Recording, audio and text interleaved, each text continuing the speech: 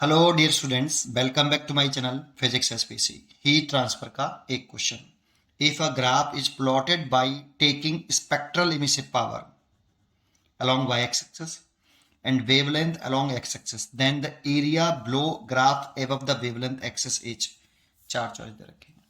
तो पहले समझते हैं थोड़ा सा कि अगर कोई बॉडी है मेरे पास और इस बॉडी का टेम्परेचर 0 केल्विन से ज्यादा है, एबव है, तो ये बॉडी रेडिएशन इमिट करेगी in the form of electromagnetic radiation. अगर किसी भी बॉडी का टेम्परेचर 0 केल्विन बोला है, केल्विन डिग्री सेल्सियस नहीं, 0 केल्विन से अगर ग्रेटर है, ज्यादा है, तो बॉडी रेडिएशन इमिट करती है in the form of electromagnetic radiation. ठीक है। अब वो जो रेडिएशन निकाल रही है, किसी मान लो इस बॉडी का टेम्परेचर T है और ये रेडिएशन इमिट कर रही है in the form of electromagnetic radiation. ये रेडिएशन निकल रहा है in the form of electromagnetic radiation. ठीक है। तो एक इसकी होती है एमिसिव पावर। क्या होती है? Emissive power. एक तो होती है, पहले एनर्जी जो रेडिएट कर रही है वो लिख लेते हैं, पावर लिख लेते हैं पहले, है ना। dq/r/dt, ये स्टीफन लॉस ने दिया था। सिग्मा E ये इमिसिविटी होती है, सिग्मा स्टीफन कांस्टेंट, ये एरिया होता है बॉडी का, और ये बॉडी का टेम्परेचर की पावर 4। इसे बोलते हैं रेट बोल दो या हीट एनर्जी रेडिएट्स पर सेकेंड। एनर्जी रेडिएट पर सेकेंड या rate of heat energy radiate, ये है। इसको हम पावर भी बोल सकते हैं, क्योंकि ये जूल और ये टाइम की सेकंड, जूल पर सेकंड, दैट मीन्स पावर। तो इसकी यूनिट हो गई आपकी वॉट।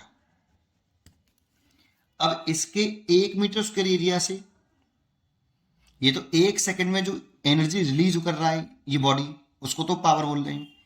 1 मीटर स्क्वायर एरिया से जो एनर्जी रिलीज करे 1 सेकंड में, उसे टोटल एमिसिव पावर बोलते हैं।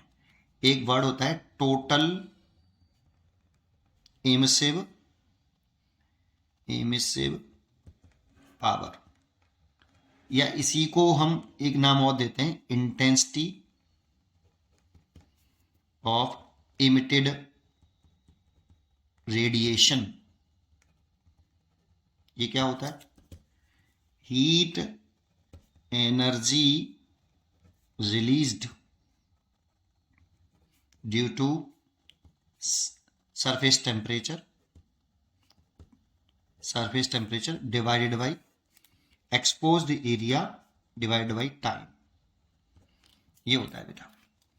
दैट मीन्स 1 सेकंड में 1 मीटर स्क्वायर एरिया से जो हीट एनर्जी रिलीज करेगा ड्यू टू सरफेस टेम्परेचर, अपने सरफेस के टेम्परेचर के कारण, उसे एमिसिव पावर बोलते हैं।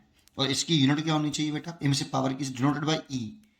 तो इसकी यूनिट होती है, फॉर्मूला लिख लो, इस एरिया को नीचे ले आओ। इतने एरिया से इतनी एनर्जी रिलीज हो रही है 1 सेकंड में, तो एक मीटर स्क्वायर एरिया से कितनी होगी, तो डिवाइड में ले आओ बेटा। तो क्या लिख सकते हैं इसे? dq/dt और A, इसको बोलेंगे एमिसिव पावर। कितना लिखेंगे? सिग्मा E T की पावर 4। तो emissive power depends on temperature, जितना टेम्परेचर ज्यादा उतनी एमिसिव पावर ज्यादा। लेकिन ये टोटल एमिसिव पावर है या total intensity of emitted radiation है।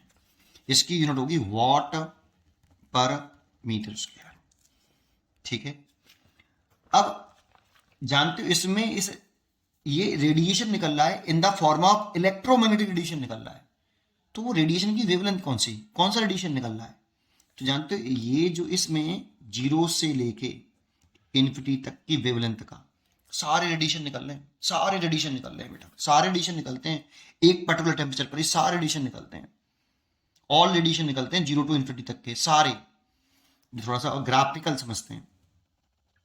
जैसे अगर हम वेवलेंथ में और एमिसिव पावर में नहीं, ये होती है स्पेक्ट्रल एमिसिव पावर, ये अलग चीज होती है, अभी बताता हूं। एमिसिव पावर अलग चीज है, स्पेक्ट्रल एमिसिव पावर अलग चीज है। एमिसिव पावर, और इसे E लैम्डा से लिखते हैं, और इसकी वैल्यू होती है DE बाई डी लैम्डा। थोड़ा सा समय देना, समझ में आ जाएगा।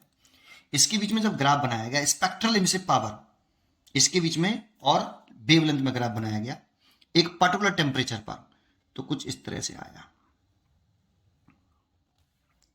जानते हो जब वेवलेंथ इनफाइनाइट होगा, वेवलेंथ अगर इनफाइनाइट होगी तो ऐसा कोई रेडिएशन होता ही नहीं, इलेक्ट्रोमैग्नेटिक वेव की रेडिएशन इनफाइनाइट नहीं होती है, उसकी इमिसिव पावर जीरो होगी, और जब जीरो वेवलेंथ होगी तब भी इमिसिव पावर जीरो होगी। तो ऐसा कोई रेडिएशन निकलेगा नहीं जिसकी वेवलेंथ जीरो हो या इनफाइनाइट हो, इसीलिए इमिसिव पावर देखो जब जीरो है तब जीरो दिखा रहे हैं स्पेक्ट्रल इमिसिव पावर, और वेवलेंथ इनफाइनाइट होगी तब भी जीरो होगी। ठीक है, बीच में सब रेडिएशन निकल रहे हैं अलग अलग वेवलेंथ के, यहाँ पे ये अलग वेवलेंथ है, इसका इंटेंसिटी ऑफ रेडिएशन ये है, यहाँ पर ये वेवलेंथ है, इसकी इंटेंसिटी ऑफ रेडिएशन ये है।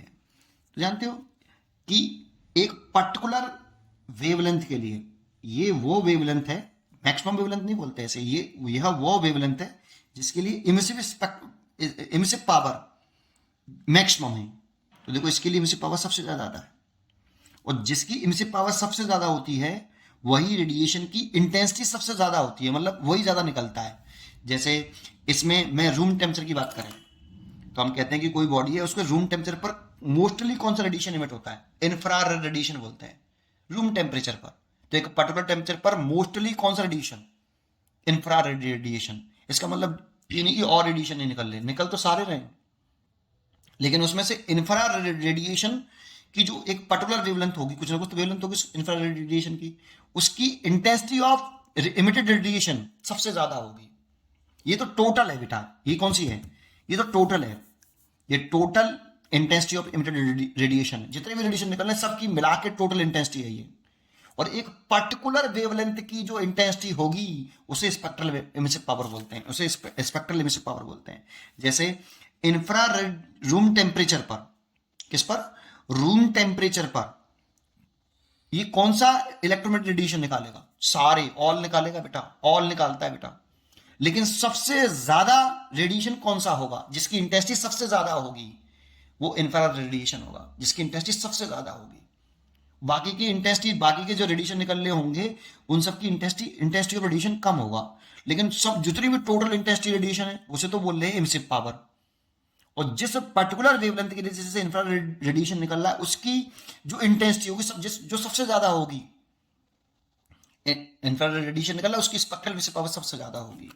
तो रूम टेम्परेचर की अगर बच्चा बात करें तो उस पर सबसे ज्यादा ये जो वेवलेंथ निकल रहा हुआ वो इंफ्रारेड रेडिएशन का निकल रहा हुआ, और दिखाई नहीं देता वो अलग चीज है ना। तो ये सबसे ज्यादा है बेटा। तो हम ऐसे लिखते हैं, स्पेक्ट्रल इमिसिव पावर की चर्चा करें थोड़ी सी और, तो मैं अगले पेज में बताता हूँ। तो स्पेक्ट्रल इमिसिव पावर की चर्चा करते हैं, तो क्या लिखे हैं इसको कि spectral emissive power E lambda is equal to होता है डी ओवर डी लैम्डा। इसको हम बोलते हैं स्पेक्ट्रल इमिसिव पावर। और ये क्या चीज है, ये आपकी एनर्जी है पर मीटर स्क्वायर पर into second for wavelength lambda से लैम्डा प्लस डी लैम्डा के लिए। मतलब ऐसे समझो कि अगर कोई बॉडी है, जैसे कोई बॉडी, इसका टेम्परेचर टी है, तो ये रेडिएशन निकाल रहा है, ऐसे नहीं, तो जो टोटल एनर्जी रेडिएशन है वो तो ई है बेटा। और एक पर्टिकुलर वेवलेंथ जैसे लैम्डा के लिए, लैम्डा से लैम्डा प्लस डी लैम्डा के लिए ये जो एनर्जी रेडिएट कर रहा है वो डीई है, इसकी यूनिट भी वॉट पर मीटर स्क्वायर होगी, लेकिन ये टोटल है। और एक पर्टिकुलर वेवलेंथ के लिए है जो वो छोटी सी होगी, जब टोटल सबकी मिला के सभी रेडिएशन के मिला के ई है इमिसिव पावर, और एक पर्टिकुलर वेवलेंथ की जो होगी वो कम होगी ना उससे बेटा, तो डीई है, ये भी वॉट पर मीटर स्क्वायर है। अब एक पर्टिकुलर वेवलेंथ के लिए जब हम डिफाइन करते हैं तो उसको ऐसे डिफाइन किया गया स्पेक्ट्रल इमिसिव पावर को ई लैम्डा बराबर डीई बाई डी लैम्डा। तो इसके लिए ये ऐसे बना देते हैं ग्राफ इस तरह से आता है। तो लैम्डा और spectral emissive power D E lambda में ग्राफ इस तरह से आता है। अब पूछा क्या है क्वेश्चन में कि इसका एरिया हमें क्या दे रहा है, इसका हमें एरिया क्या दे रहा है। तो इसका अगर हम एरिया की चर्चा करें, किसकी चर्चा करें, एरिया की, तो देखो अगर हम इसका जो एरिया देखें कि ये पूरा एरिया में क्या देगा, तो ये काइनेमेटिक्स में होता है बेटा पूरा, काइनेमेटिक्स में अगर हम पढ़ते हैं, जैसे अगर मैं ग्राफ बना लूँ दोबारा से एक बार चर्चा कर लेता हूँ इस पर थोड़ी सी। ये ई लैम्डा है और ये लैम्डा है, और इसका ग्राफ कुछ इस तरह से एक पर्टिकुलर टेम्परेचर पर, ठीक है ना, एक पर्टिकुलर टेम्परेचर पर इसका एक छोटा सा एलिमेंट के लिए डी लैम्डा के लिए क्या एमिसिव पावर को, स्पेक्ट्रल एमिसिव पावर को कांस्टेंट मान सकते हैं, ठीक है ना। ये ई लैम्डा हो गया। अगर मैं इसका एरिया निकालूं ये वाला, तो स्मॉल है तो डी ए लिख लूंगा। तो डी ए क्या होगा, रेक्टेंगल का एरिया। रेक्टेंगल का एरिया कैसे लिखते हैं, लेंथ इनटू ब्रेथ, तो ई लैम्डा इनटू डी लैम्डा लिखूंगा। अगर मेरे को ऐसे इसमें इसमें ऐसे ही कितने ये डी ए के छोटे एलिमेंट्री क्वेश्चन तो बहुत सारे बन सकते हैं ना बेटा, ऐसे बहुत सारे बन सकते हैं।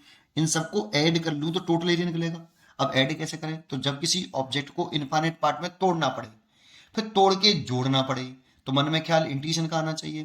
तो इसका टोटल एरिया लिखें, क्या, total area under spectral emissive power and lambda. ये हमें क्या दे रहा है, तो टोटल एरिया लिख रहे हैं, तो आपका इंटीग्रेशन करना पड़ेगा डीए का, तो integration of DA, integration DA क्या लिखें, ई लैम्डा इंटू डी लैम्डा। भाई ये रेक्टेंगल का कैसे निकालते हैं, लेंथ इंटू ब्रेथ के निकालते हैं ना, तो मैंने निकाल लिया। इसको ऐसा लिख सकते हैं। अब सोचो यहां से ये डी इक्वल टू कितना होगा, ई लैम्डा इंटू डी लैम्डा होगा। इसमें ई लैम्डा स्पेक्ट्रल एमिसिव पावर है, तो यहां से अगर देखेंगे तो इंटीग्रेशन इसे लिख सकते हैं डीई, और डीई का इंटीग्रेशन करेंगे तो ई, जो कि टोटल एमिसिव पावर है, टोटल एमिसिव पावर है। और ये total emissive power depends on temperature T, ये तो कांस्टेंट टर्म है ना। टोटल एमिसिव पावर है, ये ई टोटल एमिसिव पावर होती है, ये टेम्परेचर पर डिपेंड करती है। ये टोटल एमिसिव पावर, या इसी को टोटल इंटेंसिटी इमिटेड रेडिएशन भी बोल सकते हैं। ये एरिया जो इसका पूरा एरिया हमें जो दे रहा है, ये पूरा एरिया हमें क्या मिलेगा, इससे स्पेक्ट्रल एमिसिव पावर और वेवलेंथ के बीच में जो ग्राफ बनेगा उससे ये टोटल एमिसिव पावर मिलेगी हमें। दैट मीन्स ई मिलेगा, सिग्मा ई T4 होता है इसका फॉर्मूला। ठीक है, पढ़ते रहिए और खुश रहिए। Thank you.